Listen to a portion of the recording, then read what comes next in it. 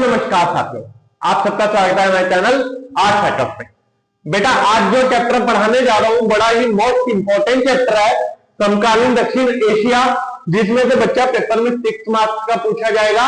अगर आप चाहते हैं कि आपको उसमें 6 में से 6 पूरे नंबर मिल जाए तो बेटा वीडियो को बिल्कुल भी स्किप मत करना, और हाँ वीडियो को ज्यादा से ज्यादा शेयर कर दो, लाइक कर दो, चैनल को सब्सक्राइब कर दो, क्योंकि पॉलिटिकल साइंस और हिस्ट्री का पूरा सिलेबस 12th क्लास का तो करा ही रहे हैं। उसके साथ साथ बेटा बहुत जल्द तुम्हारा ये भाई 11th के बच्चों के लिए भी टाइम टेबल अनाउंस करने वाला है, क्योंकि 11th की डेटशीट आ चुकी है। तो अपने 11th वाले दोस्तों को भी चैनल शेयर कर दीजिए। क्लियर हो गई बात? तो अब हम बेटा देखते हैं समकालीन दक्षिण एशिया का मतलब क्या है।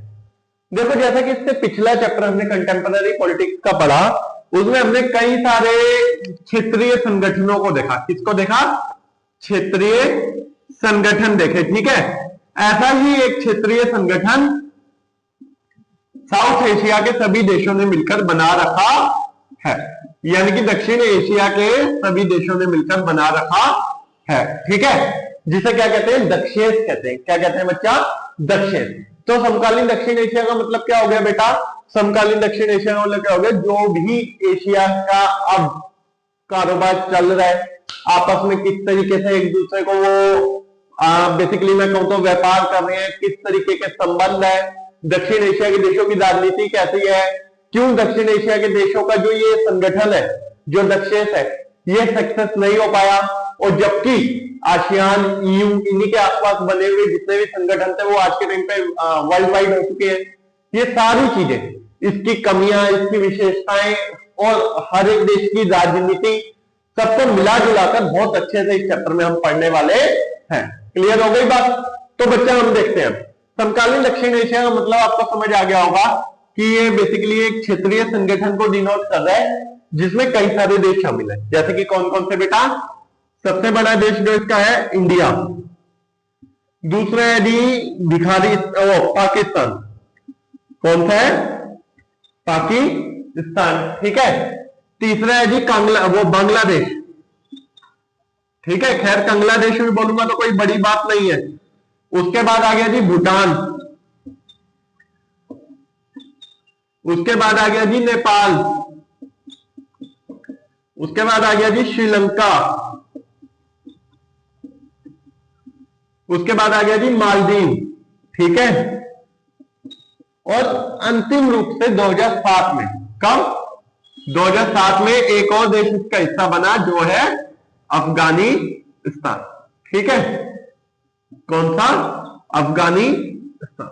आप सब देखते होंगे बेटा क्या विवाद चलते हैं, क्या युद्ध चलता है, क्या बड़े लेवल पे हाई लेवल की गेम्स चलती है इन सभी देशों की आपसी रिश्ते में। आपने देखा होगा बेटा इन दोनों में तो अलग ही क्लेश है। दोनों ही देश मतलब दुनिया के लिए क्लेश बन रखे हैं, आतंकी स्थान बने हुए हैं, ठीक है। तो सोच ही सकते हो इनसे क्या ही हम रिलेशन बनाए। जो लोग बात करने लायक ना हो उनसे हम संबंध बनाने की तो कभी सोच ही नहीं सकते ना। फिर खैर इसमें जो सबसे बड़ी इकोनॉमी है वो हमारे भारत की है, इंडिया, ठीक है। फिर एक अच्छा देश जिसके साथ रिश्ते श्रीलंका भी है, फिर नेपाल भी है, भूटान भी है और मालदीव भी है, ठीक है। और इधर बेटा एक और देश ऐड हो गया जो 2007 में हुआ था, अफगानिस्तान। कौन सा? अफगानिस्तान। क्लियर है? अब इसके बाद बच्चा हम देखें इस चैप्टर को, समकालीन दक्षिण एशिया को, तो इसमें हमने देखना होगा कि हर एक जो देश है, हर किसी की राजनीति अलग अलग लेवल पे चलती है, यानी कहीं ना कहीं सबकी कल्चर अलग है, संस्कृतियां अलग है, राजनीति अलग है, ठीक है। तो इस वजह से कहीं ना कहीं कोऑर्डिनेशन में बड़ी दिक्कत आती है। सबसे पहले जब बेटा हम बात करते हैं इधर राजनीति कैसी चला करती है, तो हम इंडिया और श्रीलंका की बात करें। इंडिया और श्रीलंका यानी कि भारत और श्रीलंका की बात करें तो बेटा दोनों ही देश ऐसे हैं जहां आजादी से लेकर अब तक लोकतंत्र या डेमोक्रेसी बनी हुई है, ठीक है। फिर उसके बाद हम देखें बेटा पाकिस्तान और बांग्लादेश।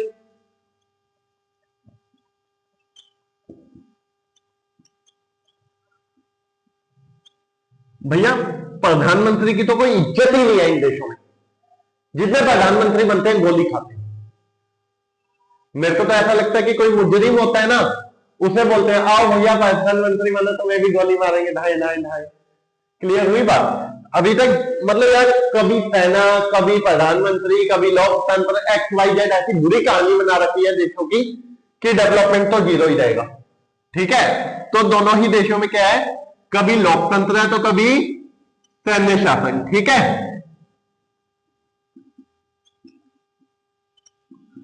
फिर उसके बाद आ जाता है बेटा कौन सा, उसके बाद आ जाता है हमारा भूटान और नेपाल। नेपाल अब लोकतांत्रिक हो चुका है, लेकिन पहले यहाँ पे राजतंत्र चला करता था। ठीक है, यानी कि मोनार्की सिस्टम था। भूटान में आज भी संवैधानिक राजतंत्र है, यानी कि कॉन्स्टिट्यूशनल मोनार्क है। ठीक है, संवैधानिक राजतंत्र, एक शांति प्रिय और अच्छा देश है भूटान। ठीक है, संवैधानिक राजतंत्र। अगर हम बात करें बच्चा श्रीलंका में, तो श्रीलंका में तो मैंने आपको बता दिया लोकतंत्र कायम है। ठीक है, फिर अगर मैं बात करूं बेटा मालदीव की, मालदीव में भी बेटा 1968 तक सल्तनत का राज हुआ करता था। ठीक है, सल्तनत, ठीक है, सल्तनत का राज हुआ करता था। ठीक है, फिर 1968 में उधर एक पार्टी उभर कर सामने, MDP, मालदीवियन डेमोक्रेटिक पार्टी। इस पार्टी के उभरने के बाद उधर लोकतंत्र हुआ और 2018 में अंतिम रूप से MDP ने सरकार बनाई थी। अब अफगानिस्तान में तो देखो भाई, देख ही जाओगे, आंखें तेरी और तालिबानी, यानी कि तालिबानियों का शासन हो चुका है। ठीक है, तालिबान भी एक आतंकी संगठन है। क्लियर होगी बात बेटा?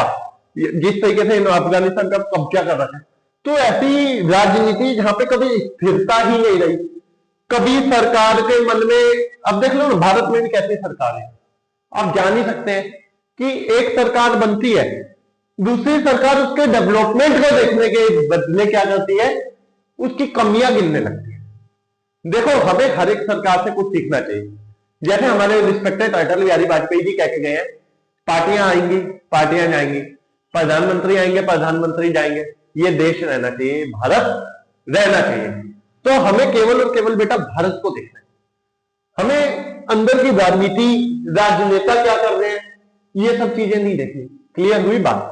कहने का मतलब क्या है, आप एक चीज देखो, देश को कमजोर बनाने के लिए कितनी सारी ताकतें काम कर रही है, कितनी सारी यूरोपीय ताकतें। आप कितनी सारी यूरोपीय ताकतें कहते हैं बेटा, आप इस चीज को जान जाओ कि कई सारी ऐसी यूरोपियन ताकतें हैं जो एशिया के देशों की राजनीति को बहुत बुरी तरीके से प्रभावित करना चाहती हैं। जैसे अभी हम बात करें वर्तमान में विश्व राजनीति, आप देख ही जाओगे कि किस स्तर पर चल रही है। ठीक है, क्या चाहते हैं, जहां पे अमेरिका चाहता है वहां पे सरकार गिरा देते हैं। बंदा मतलब एक तो अभी आपने वेनेजुएला का केस देखा ही होगा, प्रधानमंत्री को उठा के ले गया। तो ऐसे जो बड़े बड़ी यूरोपीय ताकतें हैं ना, वो हमेशा से चाहती है एशिया के देशों में सरकारें कमजोर हो, गवर्नमेंट वीक हो। तो सरकारों को कमजोर करने के चक्कर में वो आंतरिक राजनीति में हिस्सेदारी करती है। वो किसी भी पार्टी को डोनेट करती है, पैसा देती है, पीछे से फाइनेंशियली सपोर्ट करती है, तो किसी भी तरीके से इस सरकार को गिरा दे। क्लियर हुई बात बेटा? तो ये चीजें देखने के बाद क्या लगता है ये दक्षिण एशिया कभी सक्सेस हो पाएगा? अभी तो रुको, क्लाइमेक्स अभी बाकी है। क्लाइमेक्स किस चीज का? तो क्लाइमेक्स बेटा इस चीज का कि अभी हमने इनकी भीतरी राजनीति को भी समझना होगा। फिर हमें समझना होगा कि ये जो संगठन है वो इतना अनसक्सेस कैसे हो गया। अनसक्सेस का मतलब क्या है, ये सक्सेसफुल क्यों नहीं हुआ, जबकि कई सारे जितने भी मतलब वो बने हुए थे सारे के सारे सक्सेस है। ठीक है, तो सबसे पहले बेटा हम बात कर ले पाकिस्तान की राजनीति की। शुरू करें पाकिस्तान से ही, चलो ठीक। ये तो मैंने हर एक देश का एक छोटा छोटा सा एग्जांपल बताया कि किस तरीके से चल रही है। इस चैप्टर को बच्चे मैं आपको 2 पार्ट में कराऊंगा। सर 2 पार्ट में क्यों? क्योंकि बेटा कई सारे देशों की राजनीति को हमें पढ़ना है, तो आप कंफ्यूज हो सकते हो। इस वजह से मैं क्या करूंगा, इसे 2 पार्ट में कर दूंगा ताकि हर एक देश की राजनीति आपको क्लियरली समझ आ सके। क्लियर हो गई बात? तो सबसे पहले हम पढ़ते हैं बेटा पाकिस्तान की राजनीति। जैसे कि मैंने आपको चैप्टर शुरू करते ही बताया बेटा, पाकिस्तान की कंडीशन कभी सैन्य शासन तो कभी लोकतंत्र, कभी सैन्य शासन तो कभी लोकतंत्र। ठीक है, अभी मैं आपको स्टोरी शुरू करूं, जैसे ही पाकिस्तान आजाद है तो एक नेता उभर कर सामने आते हैं, आयुब। कौन आते हैं? आयुब खान। और अपने आप को धोखे से प्रधानमंत्री पद पे बैठा लेते हैं। यानी जनता को समझ नहीं आता, वो जल्दबाजी में अपने चुनाव करा लेते हैं और जल्दबाजी में चुनाव करा के क्या करते हैं, खुद को प्रधानमंत्री पद पर बिठा लेते हैं। फिर जब जनता को ये चीज समझ आती है, जनता उसका विरोध करने लगती है। क्या करने लगती है? विरोध करने लगती है। और इनकी जगह ये लोकतंत्र का वो बताते हैं ना, तो इनकी जगह आ जाते हैं कौन बेटा? इनकी जगह आ जाते हैं, यहां से इन्हें मार के सैन्य शासन आ जाता है। क्या आ जाता है? सैन्य शासन। और सैन्य शासन की कमान कौन संभालते हैं पहली बार? याहिया खान। अब ये याहिया खान के नेतृत्व में बेटा पाकिस्तान बुरी तरीके से 1971 के युद्ध को हारता है। ठीक है, पाकिस्तान बुरी तरीके से 1971 के युद्ध को हार जाता है। फिर यहां पे कमान संभाल लेते हैं कौन? याहिया खान से दोबारा आ जाती है लोकतांत्रिक गवर्नमेंट। कौन सी आ जाती है? लोकतंत्र। और कमान आ जाती है किसके हाथ में? जुल्फिकार अली भुट्टो। फिर जुल्फिकार अली भुट्टो के नेतृत्व में जब सरकार बनती है, ठीक है, उसके बाद बेटा कुछ समय तक चलती है। फिर वही है ना, देखो कूदता हुआ कीड़ा कभी शांत नहीं बैठता। ठीक है, फिर उसके बाद सरकार गिरा देते हैं। किसकी सरकार आ जाती है जी? आपको याद रखना होगा। तो जुल्फिकार अली भुट्टो की सरकार हटने के बाद आ गई किसकी सरकार? जियाउल हक। किसकी? जियाउल हक। ठीक है, अब ये जो जियाउल हक थे, इन्होंने भी बेटा सैन्य शासन लाए थे। ठीक है, फिर इन्हीं के हटने के बाद दोबारा लोकतंत्र आया और किसने सरकार बनाई? इन्हीं के सुपुत्र क्या बोल रहा हूं यार, बेनजीर भुट्टो। किसने? बेनजीर भुट्टो ने। फिर उसके बाद बेटा आ गए, यहां से वापिस आगे आ जाए तो परवेज मुशर्रफ आ गए। यानी कि कहीं ना कहीं राजनीति कोई ढंग से चल ही नहीं पाई। ठीक है, अभी फिर वर्तमान प्रधानमंत्री से पहले जो पूर्व प्रधानमंत्री थे, आपने इमरान खान का नाम सुना होगा।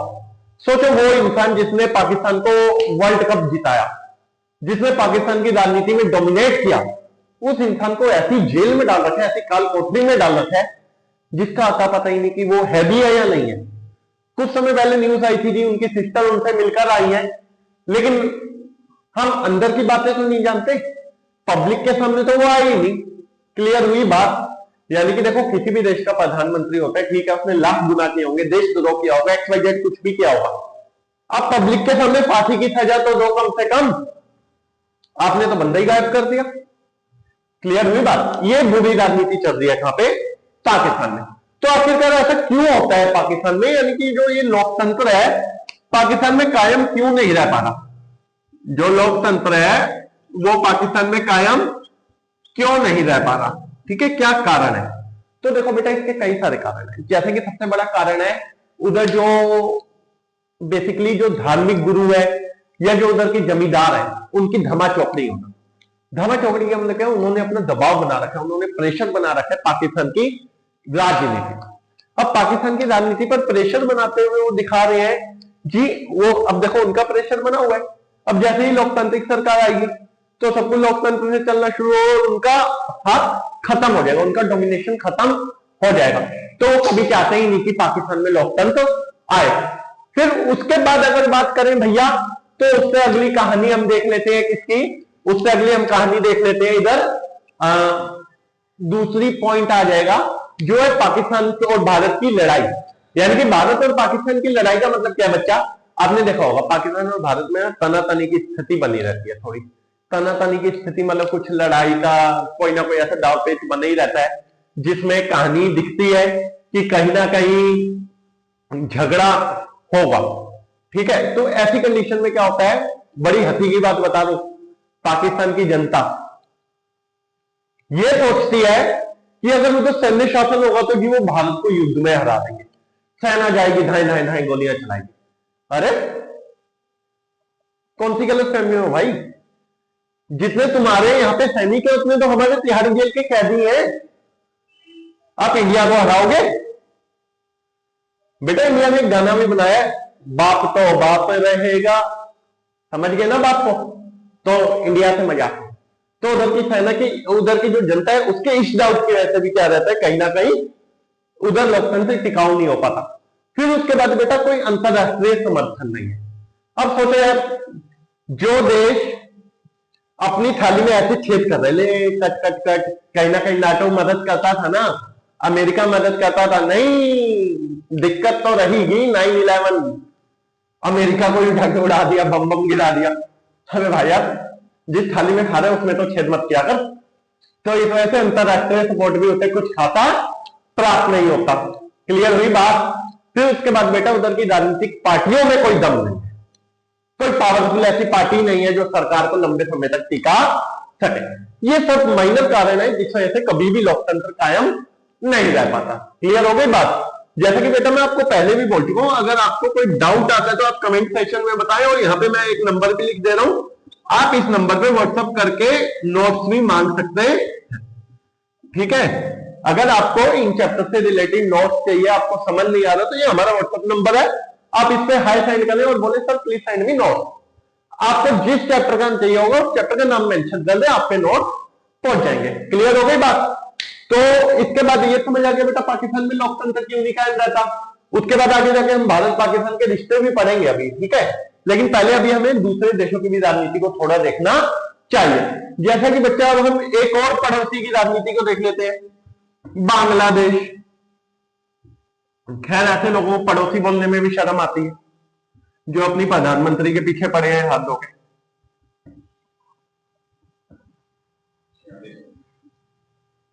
जैसे कि अभी हमने पाकिस्तान की राजनीति को पढ़ा था, अब हम देखेंगे बांग्लादेश कैसे हमारा पोता बना।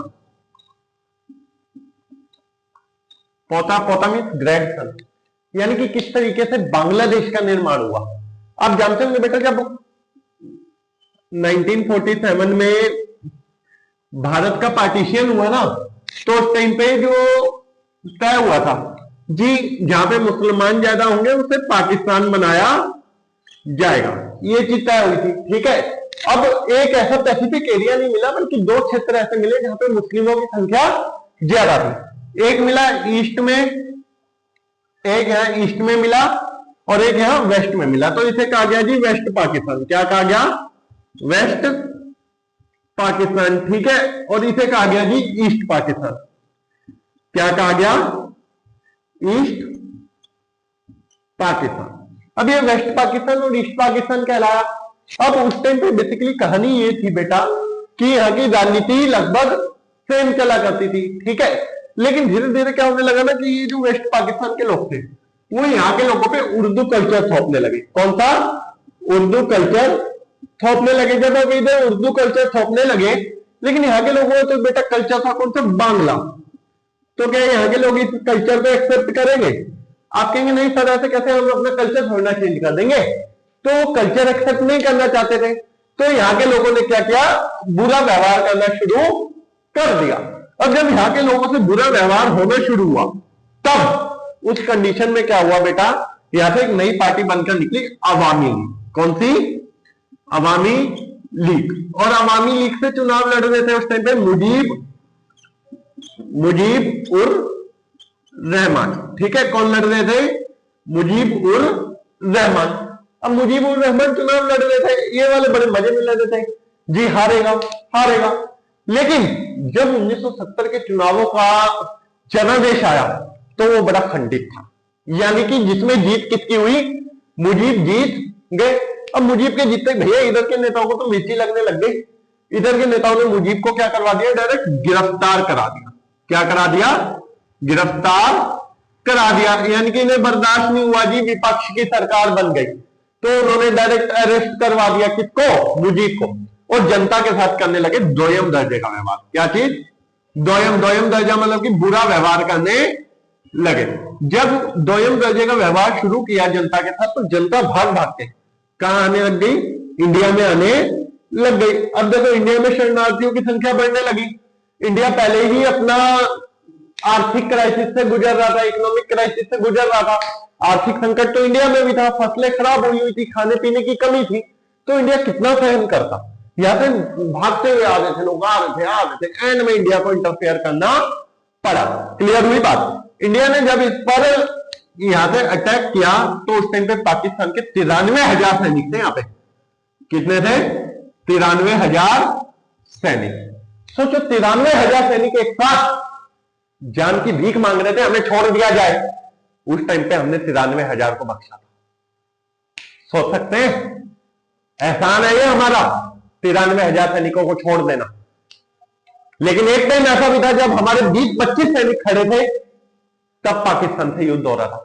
हमारे शेर थे, हमारे साइड नहीं हटते, बल्कि उन्हें बोला भी था सरकार ने, जी वापिस आ जाओ, सुबह देख लेंगे। उन्होंने कहा जी ना, भारत माँ को अकेले छोड़ के तो नहीं आएंगे वहां पे। भारत माँ की रक्षा के लिए लड़ते रहे थे और सुबह तक पाकिस्तान को वहीं तक टिका के रखा था जहां से हमले हो रहे थे। क्लियर हुई बात? लेकिन इनके 93,000 सैनिकों ने एक साथ आत्मसमर्पण किया। यानी कि फिर इसके बाद यहां से अब देखो ये हिस्सा हमारा हो चुका है, ये हमारा कब्जा हो चुका था। यानी कि जो बांग्लादेश वाला हिस्सा है वो इंडिया का है। अब इंडिया ने क्या किया जी? दान में दे दिया। चलो ठीक है, तुम्हारे लिए एक नया देश बना देते हैं जिसे कहेंगे हम बांग्लादेश। इंडिया चाहता तो कब्जा कर लेता, अपने में मिला लेता, है ना। लेकिन हमने सोचा नहीं, चलो कोई नहीं, एक और देश बना देते जिसका नाम क्या रहेगा? बांग्लादेश। अब बांग्लादेश को बनाया किसने? इंडिया ने। बनाने वाला भारत है। अब बनाने वाला जब भारत है तो अब ये भारत पे ही ऑफर मार रहा है, कह रहा है जी अगर हम नहीं होंगे तो भारतीय भूखे मर जाएंगे। अबे बेटा, हम ना होते तो तुम ना होते, इस चीज को तो ध्यान रखो। क्लियर हुई बात?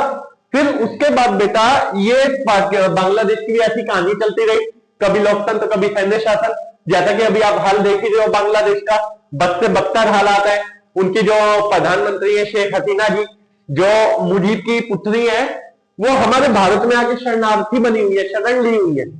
तो कहीं ना कहीं हालात तो बहुत खराब है ना, खस्ता हालात है बांग्लादेश के भी। क्लियर हो गई बात? ये उधर की राजनीति है। अब आ जाते हैं बेटा हम, देखो इसके बाद संबंध भी पढ़ेंगे, लेकिन उससे पहले अब हम आज का लास्ट टॉपिक पढ़ ले, श्रीलंका की राजनीति। कौन सा टॉपिक? श्रीलंका की राजनीति। जब हमारा ये टॉपिक कंप्लीट हो जाएगा श्रीलंका की राजनीति, फिर नेक्स्ट वीडियो में बेटा छोटा छोटा बताएंगे नेपाल की राजनीति और क्या नाम है भूटान वगैरह के बारे में बताएंगे, और सीधा संबंध बता के चैप्टर खत्म कर देंगे। एक ही वीडियो में पूरा इसलिए नहीं बता रहे क्योंकि कॉन्सेप्ट दिमाग से निकल जाएगा। क्लियर हुई बात? क्योंकि ये चैप्टर थोड़ा कॉन्सेप्ट वाइज है। क्लियर होगी ना बात बच्चा? तो अब हम देख रहे हैं श्रीलंका की राजनीति। श्रीलंका की अगर बात करें तो बेटा श्रीलंका एक डेमोक्रेटिक कंट्री रहा है जब से आजाद हुआ है। अब ये 1948 में आजाद हुआ था, ठीक है। इसे कहा जाता था उस टाइम पे बेटा क्या, 1948 में इसे कहा जाता था सिलोन, ठीक है। आजादी के वक्त इसे क्या कहा जाता था? सिलोन कहा जाता था। अब इधर बेटा कोई ऐसा लोकतंत्र या सैन्य शासन का पंगा तो नहीं रहा, लेकिन इधर की एक दिक्कत रही है क्या बेटा? एथनिक कॉन्फ्लिक्ट, यानी कि भाषाई विवाद। इधर दो भाषाओं के लोग थे मुख्यतः, एक थे बेटा सिंधली और एक थे तमिल। कौन कौन थे? सिंधली और तमिल, ठीक है। अब ये सिंधलियों की संख्या थी बेटा उधर 74%, तमिलों की संख्या दी जी 18%। उसमें भी रेशियो डिवाइडेड थे, 13% तमिल मूल के मतलब श्रीलंकाई मूल के ही थे और 5% इंडियन मूल के थे, यानी कि जो इंडिया से लेकर गए थे। क्लियर हुई बात? तो यहां से इनकी राजनीति बड़ी ही कॉन्फ्लिक्ट दिखाई देने लगा। कॉन्फ्लिक्ट क्या था इधर की राजनीति में कि 1956 में श्रीलंकाई सरकार ने एक एक्ट पास किया। कब? 1956 में। एक्ट में क्या था जी? सिंधली को राजभाषा बना दिया गया। सिंधली को राजभाषा बना दिया गया। जब सिंधली को राजभाषा बना दिया गया तो राजभाषा का मतलब क्या है कि जो भी काम होगा, जो भी ऑफिशियल वर्क होगा, वो कौन सी लैंग्वेज में होगा? सिंधली में होगा। प्लस किया गया जी बौद्ध धर्म को संरक्षण दे दिया गया। अब जो सिंधली लोग थे वो बौद्ध धर्म को मानते रहे, उनके धर्म को भी सिक्योरिटी दे दी गई। कोई भी काम होगा फर्स्ट प्रायोरिटी या प्राथमिकता दे दी गई, किसको? सिंधलियों को। तो कहीं ना कहीं तमिल इससे गुस्सा होंगे नहीं होंगे? जी सर बिल्कुल होंगे। तो तमिलों ने गुस्सा होकर बेटा अपने लिए एक समूह बना दिया, एक उग्र संगठन बनाया। क्या बनाया? उग्र संगठन। उस उग्र संगठन को क्या कहा गया? लिट्टे। क्या कहा गया? लिट्टे, लिबरेशन टाइगर्स ऑफ तमिल इल्म। लिबरेशन टाइगर्स ऑफ तमिल इल्म, ठीक है। अब ये डिमांड करने लगे जी हमें तमिलों के लिए एक अलग हिस्सा चाहिए। श्रीलंका में हमें तमिलों के लिए एक अलग हिस्सा चाहिए। फिर धीरे धीरे तमिलों सिंधलियों में क्या होने लगा बेटा? वॉर होने लगा। तो ये स्थिति बन गई गृह युद्ध की, यानी कि सिविल वॉर की। सिविल वॉर वो स्थिति होती है जब देश के अंदर ही दो जातियां आपस में लड़ने लग जाए, ठीक है, दो धर्म आपस में लड़ने लग जाए, तो उसी को कहते हैं सिविल वॉर। तो यहाँ पे सिविल वॉर की स्थिति बन गई, यानी कि यहाँ पे बन गई गृह युद्ध की स्थिति। जब यहाँ पे गृह युद्ध की स्थिति बनी बेटा, तो यहाँ के मतलब भारत के तमिल क्या करने लगे, दबाव बनाने लगे हमारे नेताओं पे, जी उधर के तमिलों की रक्षा कीजिए। तो भारत ने 1987 में अपनी शांति सेना भेजी। क्या भेजी? शांति सेना। जब शांति सेना वहां गई तो बेटा श्रीलंका ने कहा जी ना, ये तो हमारे घर में इंटरफेयर है, ये तो हमारी राजनीति में इंटरफेयर है। तो भारत को 1989 यानी कि बिना काम किए ही उस शांति सेना को वापस बुलाना पड़ा, ठीक है, लेकिन ये स्थिति संभल ना सकी। एंड में गृह युद्ध चलता रहा, फिर संवैधानिक संशोधन हुए और 2009 में अंतिम रूप से इस स्थिति को सॉल्व कर पाया कौन? श्रीलंका। क्लियर हो गई बात? ये थी बेटा श्रीलंका की राजनीति। अब श्रीलंका और भारत के संबंध, बांग्लादेश पाकिस्तान संबंध, ठीक है, ये सारे मैं आपको बताऊंगा नेक्स्ट पार्ट में। क्लियर हो गई बात? तो बेटा नेक्स्ट वीडियो का इंतजार करें, और जो कल का भी इंतजार करें। कल कौन सी अपलोड होगी? हिस्ट्री की मौर्य साम्राज्य पार्ट 2, और परसों कौन सी होगी? इसी चैप्टर का पार्ट 2। तो बेटा चैनल को सब्सक्राइब कर लो जल्दी से, और वीडियो को लाइक और शेयर कर दो। जय हिंद, जय भारत।